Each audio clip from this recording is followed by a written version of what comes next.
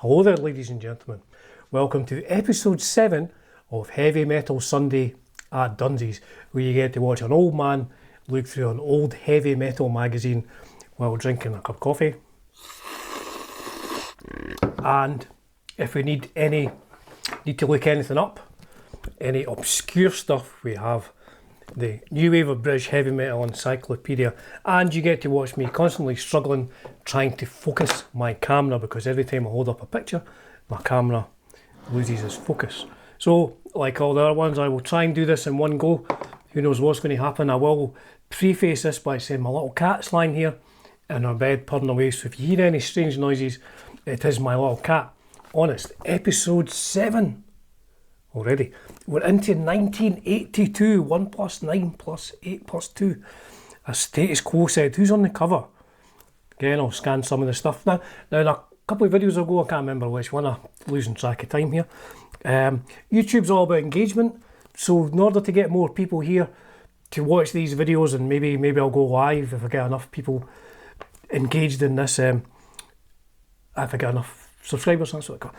Please do let me know in the comments if you know of any of these bands. Well, you know, you will know of 99% of these bands, or what you think of them, what you thought of them at the time. Were you in them? Were you in any of these bands like Camden Ready and stuff like that? But yeah, engagement, I mean, it's all about clicking like and commenting below. So who's on the front? Motorhead, again, everything with exclamation marks. Motorhead, In Colour, UFO, Rush, Priest, Leppard, Sabbath, TYGERS, Bon Scott, GIRLSCHOOL, HAWKWIND, Ted Nugent, Praying Mantis, the heavy metal movie Deep Purple discography, HM Quiz, Samson, small letters, Samson, Riot, Scorpions. So that's it. Lemmy, Ian Kilminster in front there. So, I don't think last week did we have a Where Are They Now? I don't think so. So we start with Mayhem. What do we have? Mayhem. So I don't want to read all this out. I don't want to make this video 4 hours long.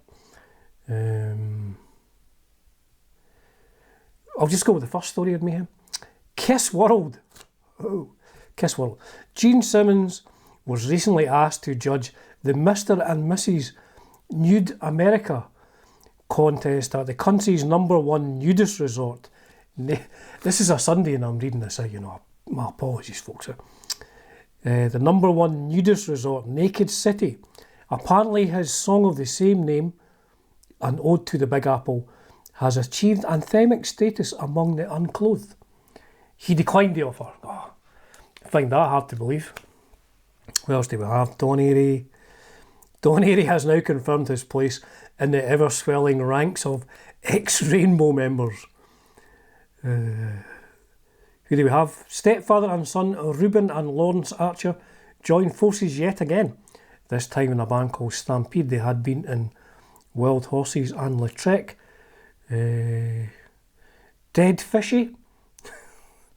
John Entwistle, well-known collector of guitars and sharks, brought 6 of the latter back into the country recently, only to be asked for £2,000 VAT. This is 1982 prices. Thank you very much. Understandably peeved, he decided to recoup his losses by using shots of himself and the aforementioned man-eaters on the back of his solo LP. Is that true? Is that a true story? I don't know. So where are they now? This jovial personality, the elegant taste in footwear. So I'll scan this one in, so if you know who that is. I don't think I do know who it is. What else do we have? Tour news. Sammy Hagar will be touring his Standing Hampton album. I've got a brilliant recording of the Glasgow gig from the Apollos on Radio Clyde. Brilliant. He does a cover of Whole of Love. Who else is touring? Sabbath are touring, UFO touring in January. Who was sporting UFO in 82? Was it Girl? Ozzy, Crocus lined up a British tour. Crocus in 82, who was that? Wasn't Rock Goddess, was it? No. Let me know in the comments. It's all about engagement. Filthy Phil. Scan that in because my camera's playing hard to get. Oh, Motorhead in America. America. Do. Of course, this would have been the Iron Fist. Fast Eddie leaving.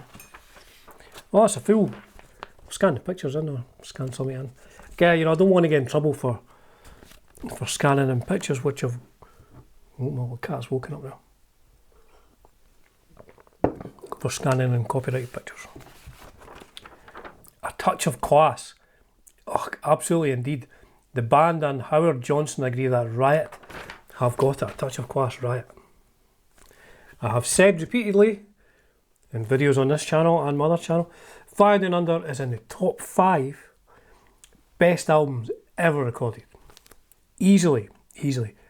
Not a bad song on it, even Flashbacks, which is just, I think, snippets of the radio, or maybe it was talking or something like that. But oh, here we have the Metal Masterclass. Check your HMIQ. Do you want me to read the first? Well, I'm not doing this live, so I can't really look at the chat. I'll read the first 5 and then maybe scan the rest in so you can answer. I don't know when I'll give you the answers though. Number 1, who did the Wango Tango back in 1980? Easy. Name GIRLSCHOOL's first single and the label on which it was released. What was Pat Benatar's debut album called? Question 4. Who recorded A, Rock Candy, B, Candy Store Rock, and C, Brighton Rock? 3 easy ones there, I think. Number 5. Who's got the rock and rolls again? I got the rock and rolls. Of course, you'll know who that is. Joe Elliott. I tried to think of someone I was going to say there, but it completely slipped my mind. Something about, I'm giving the answer away to that previous question, something about the Joe Perry project. What was it? I bought Cowboy Mac Bell's book. It should be arriving soon. Tigers of Tang with John Sykes. It's not John, it's John Sykes here. I read the other day that John Sykes is retired from public performance. The legends there. Paul and Pete. UFO. Post Michael Schenker. Look at Dave Brock taking it easy. Dave Brock taking it easy on a Sunday with his shades on. HAWKWIND. I don't own that many HAWKWIND albums. I've got a couple from the same era. I've got Levitation, and Choose Your Masks, which I think were around about the same era. Again, it's all this 1980s kind of when I first started getting into stuff, so a lot of my early stuff is from that sort of era. Ginger Baker played drums on Levitation, can't remember. I like it. HAWKWIND, Psychedelic Man. The late great Neil Peart from Rush. Exit stage left, a Rush update by Rush drummer Neil Peart, a man who famously did not like or was not overly keen on interacting with the press. He just wanted to keep himself to himself. Quite right too. So there's a whole Rush update there. And then we have heavy metal records. We have, what time is it? It's after 12 o'clock, but it is a Sunday, so please look away.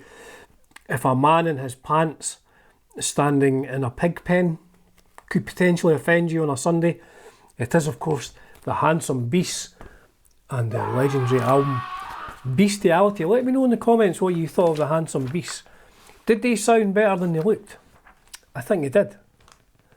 Scorpions drummer Herman Rarebell is not quitting the band. He's just trying to promote his new solo album, A Nip in the Bud.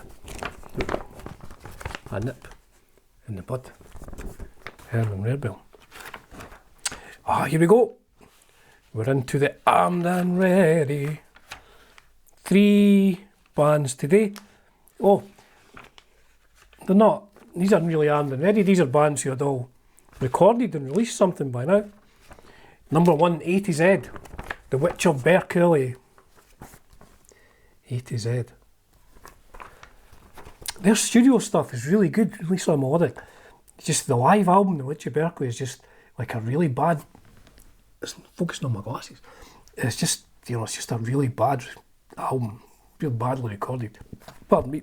I think the songs are quite good, but like I'd like to hear The Witch of Berkeley recorded, studio version. So yes, I'm scanning this in. A to Z, A to Z. Sweden, the EF band. They did a cover of Love Is a Game, didn't they? I saw them in West Lothian in Bathgate at the Kame Park Hotel. Probably about when this came out. From Sweden, the EF band. They're pretty good. They're on Metal for Mothers as well, aren't they? And finally, from Out of the Ashes of Angel Witch comes Titan. So that's the EF band. I can't remember if I showed you that.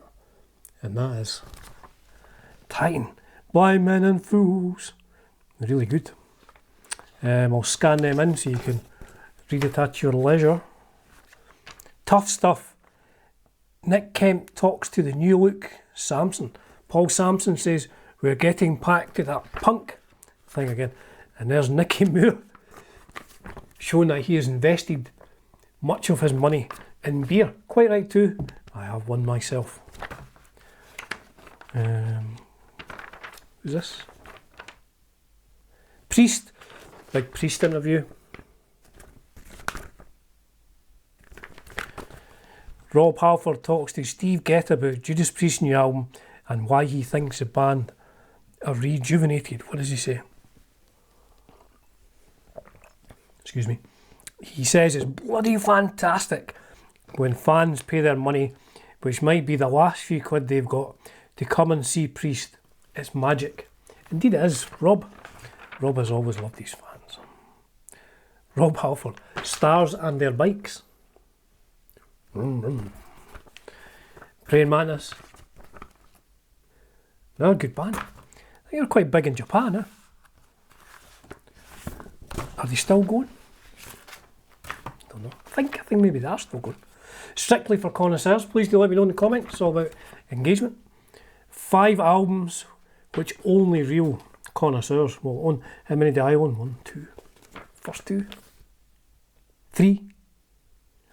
Another one. 3 out of 5. What do we have? We have Blue Oyster Cult by Blue Oyster Cult. Every guitar player must have this one. Teaser by Tommy Bowen. Teaser by Tommy Bowen. On the other page, The Ultimate.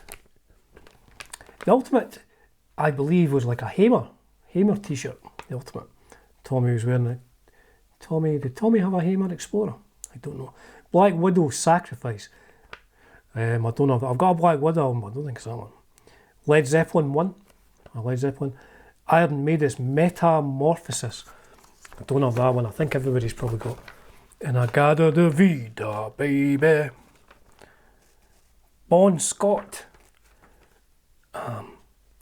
Now, this is of its time, so he's obviously wearing something on his belt, which shouldn't be wearing these days. And Angus. And then we have the lovely Kelly Johnson. The late great Kelly Johnson. Enid is still in the band then. Back to the Rock, Deep Purple LP guide. Jeez, oh, Deep Purple. So of course they hadn't reformed and done Perfect Strangers by then. Pen Pals, do we want to read a Pen Pal? I don't know if I want to. Again, I won't identify anybody in this. I won't identify anybody. Oh, I'll read this one. Yes, you. Lucky people, I'm here. A rocker who actually lives near London. I don't know if that's meant to say were people pretending to live near London prior to this person writing in. Anyway, yes, you lucky people, I'm here. A rocker who actually lives near London and likes Maiden, Motorhead, AC/DC and Angel Witch. I'm nearly 17, almost 17, and I'm interested in writing to other rockers or meeting them and meeting them and going to gigs. Come on, you people out there. Don't just sit there. Write to me. Now, I wonder if anybody has written to that person in the last 42 years. Dear, oh dear, oh dear, oh dear. Heavy metal. Headbangers and lipstick, is it? Can't remember. In the year of the night. Letters. Okay, there's Lizzie. Doing the old Harvey Smith. That's what my dad used to call it. He's doing the Harvey Smith. Do you know who Harvey Smith is? Let me know in the comments. There'll be people of a certain age from the UK, I think. I'll maybe read out a couple of short ones again. Not trying to identify. I'm not making a fool of anybody. Not trying to identify anybody. Here's. I remember reading these thinking, goodness, people are getting very angry about stuff that doesn't really matter. What is going on with you guys?